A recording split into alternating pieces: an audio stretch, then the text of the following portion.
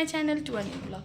নিশ্চয়ই দেখে অবাক হচ্ছ যে একটা কোথা থেকে আমি ব্লগটা স্টার্ট করছি। আসলে আমি কালকে এসেছি বাড়িতে, তো বাড়িতে এসেছি কালকে সন্ধ্যেবেলা। তো আজকে এখন বেজে গেছে প্রায় 9টা। তো এখন রেডি হয়ে গেছি, এখন যাচ্ছি একটু পুজো দিতে। তো অনেক দিনেরই ইচ্ছা ছিল একটু পুজো দিতে যাব। আজকে মেয়েকে স্কুলটা অবশ্য কামাই হলো, কিন্তু একটু ইচ্ছা ছিল বড়মার কাছে পুজো দিতে যাব। আসলে শনিবার রবিবার না বড়মার ওখানে বড্ড ভিড় হয়, তো পার্কিংয়েরও সমস্যা হয়, যেতেরও অসুবিধা। ওই জন্য আজ কালকে রাত্রে আমি এসে গেছি এখানে। তো বাবাকে বলেছি, বাবি গাড়ি আনতে গেছে, তো এখন যাচ্ছি বড়মার ওখানে। তো একটু পুজো দেবো, তারপরে একটু ঘোরাঘুরি করে চলে আসবো। আজকে আর ব্যাক করবো না, কালকে ব্যাক করে বাড়ি চলে যাব। শুক্রবার, ওই জন্য মনে হয় আশা করি ওখানে একটু ভিড়টা কম হবে। শনিবার রবিবারটা বেশি ওখানে ভিড় হয়। তো এই যে মাও রেডি হয়ে গেছে, এদিকে মেঘ, এই যে মেঘ এখানে সিঁড়িতে বসে আছে, আমরা মোটামুটি রেডি। এদিকে দরজাও সব টেনে দেওয়া হয়ে গেছে, এবার নিচে নামছি। গাড়িতে উঠে পড়েছি সবাই।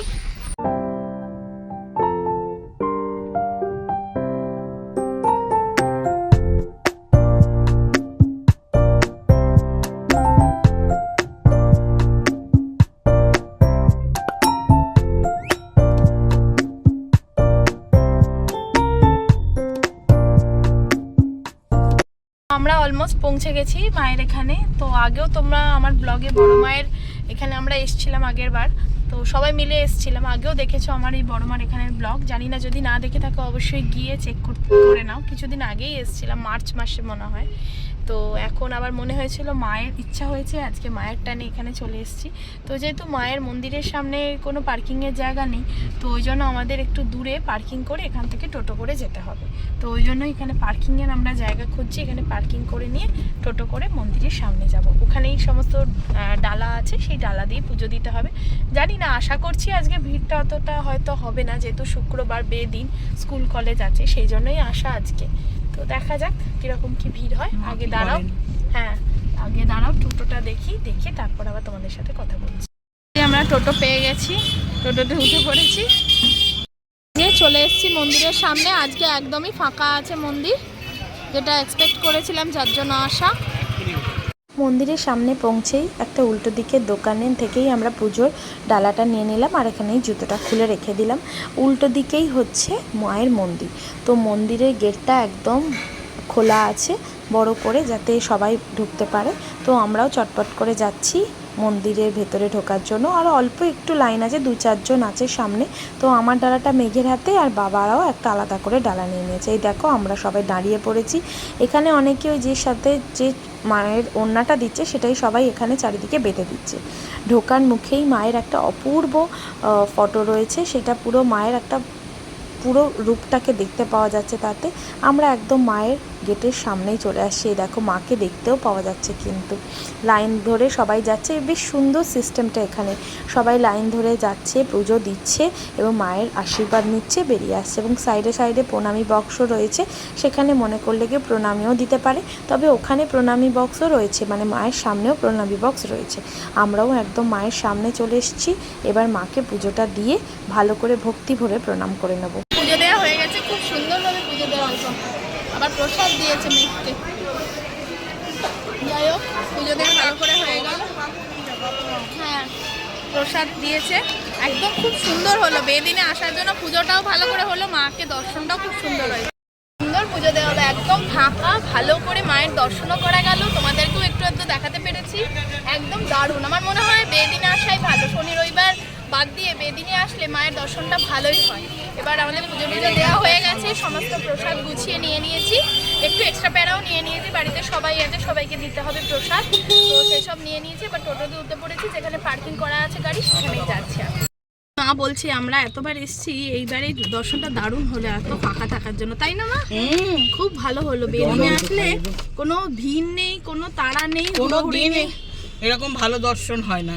সত্যি খুব ভালো দর্শন, প্রচুর লাইন দিয়ে ভিড় হয়ে। হ্যাঁ, আজকে শুক্রবার একদম ফাঁকা বেদিন বলে ভালো হয়েছে দর্শনটা। তো গাড়িতে এসে উঠে পড়েছি। এবার দেখি, লাঞ্চ তো বাইরেই করার প্ল্যান আছে, তো দেখা যাক এবার লাঞ্চের কথা ভাবা হবে। আমরা অলরেডি ব্রেকফাস্ট করে এসেছি বাড়ি থেকে, পরোটা আর আলুর ডবকা নিরামিষই খেয়ে এসেছি। আলুর চচ্চড়ি অ্যাকচুয়ালি, মা বলছে ডবকা টবকা কি বলছিস, আলুর চচ্চড়ি অ্যাকচুয়ালি, আলুর চচ্চড়ি আর পরোটা খেয়ে এসেছি আমরা। ঠিক আছে, যাই হোক চলো এবার যাই। দেখতে দেখতে অনেকটা বেলাই হয়ে গেছে, তো সামনেই আমরা ভূতের রাজা দিলবরটা দেখতে পেলাম, তো ওখানেই খাবার জন্য দাঁড়িয়ে গেলাম। এর আগে অনেকবার কিন্তু আমি ভূতের রাজা দিলবরের নাম শুনেছি, এদের খাওয়া দাওয়া নাকি খুবই ভালো, খুবই সুন্দর, কিন্তু আমার এর আগে এসে ওঠা হয়নি। ভেতরের পরিবেশটা দেখে তো আমি চমকে গেলাম। ভূতের পিছনে যে আলোটা জ্বলজ্বল করে আমরা সিনেমায় দেখতে পাই, ঠিক ওই রকম আলোটাও কিন্তু এর ভেতরে রয়েছে। আর ভেতরের পরিবেশটা কি সুন্দর, একদম মনে হচ্ছে যেন আমি সত্যি করে গুপি বাঘার দেশে চলে এসেছি। চারিদিকে বাঁশ গাছ, আর সমস্ত দেয়ালে সমস্ত গুপি বাঘা সিনেমার সমস্ত সিনগুলোকে কিছুটা আঁকা রয়েছে, গুপি বাঘার নিজস্ব ফটো রয়েছে, আর কি সুন্দর গুপি বাঘার সমস্ত গানগুলোও চলছে। এই দেখো কি সুন্দর এই ফটোটা, কি সুন্দর এই ছবিটা আঁকা রয়েছে, এইদিকেও একটা সিন আঁকা রয়েছে। তো আমি ভাবলাম তোমাদের সাথে একটু এদের এখানকার মেনু কার্ডটাও শেয়ার করে নেওয়া যাক।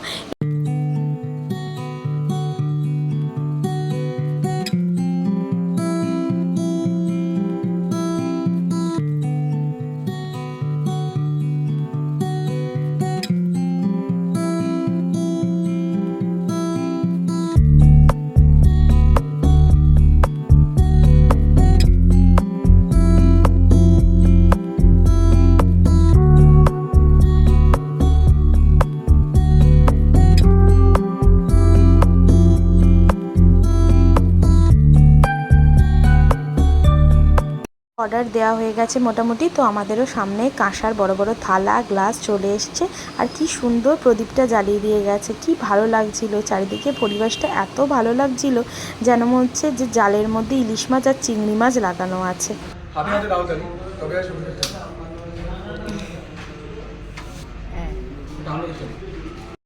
দেখতে পেলে কি সুন্দর পদ্ধতিতে এদের খাবার সার্ভ করার প্রসেসটা। আমরা যেমন টিভিতে সিনেমায় দেখতে পাই, গুপি বাঘা যেমন হাততালি দিলেই এক থালা খাবার এসে যেত, এখানেও তাই। এখানেই প্রত্যেকটা খাবার সার্ভ করার আগে ওরকম হাতে হাতে তালি দিতে হবে, তবে আসবে খাবার। দারুণ লাগলো কিন্তু এই প্রসেসটা, একদম অভিনব। তো আমরা একটা থালি দিয়েছিলাম, আমলকি থালি, এছাড়া সমস্ত কিছু আলাদা আলাদা করে নিয়ে নিয়েছিলাম। ভাত এসে গেছে, বেগুন ভাজা, শুক্তো, আর এদিকে এসে গেছে পটলের দোরমা, যেটা আমার ভীষণ ফেভারিট। এটা নিরামিষ পটলের দোরমা, কিন্তু ওদের কিন্তু আমিষ পটলের দোরমাও রয়েছে। আর একটা হচ্ছে কচু পাতা চিংড়ি। আর আমলকি থালিটার মধ্যে ছিল ভাত, আলু ভাজা, পাঁপড় ভাজা, শুক্তো, আলু পটলের তরকারি, তোমার মুগের ডাল, মটরশুঁটি দিয়ে, আর ছিল চাটনি আর দই। খুব সুন্দর কিন্তু, আর একদম দেখেছো খাবারগুলো কি গরম গরম ধোঁয়া উঠছে কিন্তু, আর দারুণ লাগছিল দেখতে। কোয়ান্টিটিটাও কিন্তু অনেকটা। ও প্রথম গালটা মুখে দিয়ে মুখে যেন মিলিয়ে যাচ্ছে, দারুণ খেতে কিন্তু। তো আমাদের খাওয়া দাওয়া শেষ, এবার শেষ পাতে কিন্তু মিষ্টি পানও রয়েছে, দারুণ। খাওয়া দাওয়া হয়ে গেল, আমরা এই গাড়িতে উঠে পড়লাম। অসাধারণ খাওয়া, অসাধারণ, দারুণ খাওয়া, এক্সিলেন্ট। যেমন টেস্ট তেমন প্রাইসটাও একদম খুব ভালো খাওয়া দাওয়া। এটা বেশ রোডের ওপরে, পার্কিং এরও কোনো সমস্যা নেই। আর কচুপাতা বাটা দিয়ে একটা চিংড়ি খেয়েছিলাম আমরা, কস্তুরিতেও খেয়েছি, কিন্তু এখানেও খেলাম। কোয়ান্টিটিটা মানে অনেক অনেক, মানে আমরা 1 প্লেট ভাত নিয়েছিলাম, ওই তোমার পান পাতা, ওই যে কি বলে পানের ডাবো, ওটা ভর্তি ভাত। রে বাবা, আমরা অতটা ভাত খেতেই পারিনি, তার সাথে থালিতে তো ভাত ছিল অনেকটা পরিমাণ, দেখতেই পেলে। মানে কোয়ান্টিটিটাও যেমন মানে বেশি, টেস্টও অসাধারণ। পটলের দোরমাটা আমার দি বেস্ট লেগেছে, দারুণ। আলু পটলের তরকারি, শুক্তো, ডাল, প্রত্যেকটা আইটেম ভালো। বিহেভিয়ারও খুব ভালো, লোকেশনটাও দারুণ, রিজনেবল প্রাইস, একদম মাস্ট ট্রাই একদম জায়গা। অবশ্যই এসো, আমি তো সবাইকেই বলবো একদম এসে টেস্ট করে দেখে যাও। দারুণ করেছে, দারুণ লাগবে। এনভায়রনমেন্টটাও দারুণ, সবসময় গুপি বাঘার বিভিন্ন রকম গান চলছে, তারপর সত্যজিৎ রায়ের বিভিন্ন রকম গান চলছে, খুব ভালো লাগবে। দারুণ দারুণ, খুব ভালো লাগলো। সমস্ত সিরিজের, হ্যাঁ সমস্ত সিরিজের গানগুলোই চলছে, খুব ভালো লাগবে, দারুণ লাগলো, মনটা ভরে গেল। আমরা প্রথমে ভাবছিলাম দাদা বৌদিতে খাবো, আসলে দাদা বৌদিতে খেয়ে খেয়ে আর ভালো লাগছে না, একঘেয়ে হয়ে গেছে সেই বিরিয়ানি খাওয়া। তো ওই জন্য মাই বললো যে চল একটু ভাত রাত খাওয়া যেতে পারে। তো ওই জন্য সার্চ করতেই দেখলাম সামনেই ভূতের রাজা আছে, তো এটাতেই হঠাৎ করে আসলাম। একদম নতুন আউটলেট এটা, ওতে কিছুদিন হলো হবে, হ্যাঁ কিছুদিন হবে হয়তো, কিছুদিন হবে হয়তো খুলেছে। একদম ভরে গেছে, তো এবার সোজা বাড়ি। আবার পান দিচ্ছে, হ্যাঁ লাস্টে পান দিচ্ছে, সেটা দেখালাম তোমাদের ভিডিওতে, মিষ্টি পান, খুব সুন্দর, খুব ভালো লাগলো খেতে। যাই হোক, আমাদের খাওয়া যা তো খেলাম, তার সাথে আবার কচু পাতা বাটা চিংড়িটা পুরোটা সব খেতেও পারিনি, সেটা আবার কোয়ান্টিটিতে কিছুটা বেঁচেছিল। তো মাকে বললাম প্যাক করে নাও, বাড়িতে তোমরা খেয়ে নেবে, কেননা অনেকটা কোয়ান্টিটি দিচ্ছে, একজনের পক্ষে খাওয়াটা খুব ইম্পসিবল। এমনকি এখানে ওরা বলছে যদি তোমরা চাও একটা থালি নিয়ে 4 জনেও শেয়ার করতে পারো, 2 জনেও শেয়ার করতে পারো, সেটা তোমাদের ব্যাপার। তো এটা খুব ভালো বিষয়, কারণ থালি সিস্টেমটা কোথাও কিন্তু ভাগ করতে দেয় না খুব একটা, মানে সবাই বলে ইন্ডিভিজুয়াল নিতে হবে, কিন্তু এখানে দেখলাম ওসব কিছু নেই। তুমি একটা থালি নিয়ে সবাই মিলেই শেয়ার করতে পারো, আর কোয়ান্টিটিটা অনেকটা। তো বারবার বলছি, আর খুব ভালো লেগেছে বলেই বারবার এই কথাটা বলছি তোমাদেরকে। হ্যাঁ, পুজোর সময় আসতে পারো, কারণ সামনেই পুজো এসে গেছে, বা তার আগেও আসতে পারো। যে কোনো সানডে তো এখন মাঝে মাঝে আমরা সবাই কোথাও না কোথাও বেড়াতে যাই, ঘুরতে ঘুরতে এদিকেই আসতে পারো। এটা সোদপুরের ব্রাঞ্চ, বুঝতে পেরেছো? সোদপুরের এই ভূতের রাজা দিলবরের এটা ব্রাঞ্চ, এটা নতুন হয়েছে আর কি আউটলেটটা।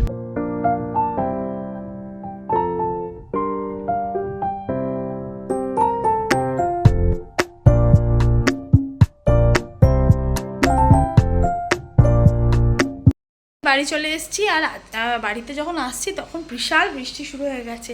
শুধু গাড়ি থেকে নেবে বাড়িতে ঢুকেছি দরজায়, তার মধ্যেই প্রায় আমরা আধভেজা হয়ে গেছি। তো বাইরে এখন ভালো মতো বৃষ্টি চলছে, এখন বাজে 4টে, তখন একটু রেস্ট নেব, তারপরে দেখি বিকেলে কি করা যায়। বাড়িতে এসে একটু রেস্টই নিচ্ছিলাম, এখন বেজে গেছে প্রায় 6:30, বাইরে অন্ধকার হয়ে গেছে, বৃষ্টি পড়ছিল বেশ জোরেই। তখন একটু চাটা খাবো, তো চাটা খেয়ে নিয়ে একটু সবাই মিলে গল্প করব।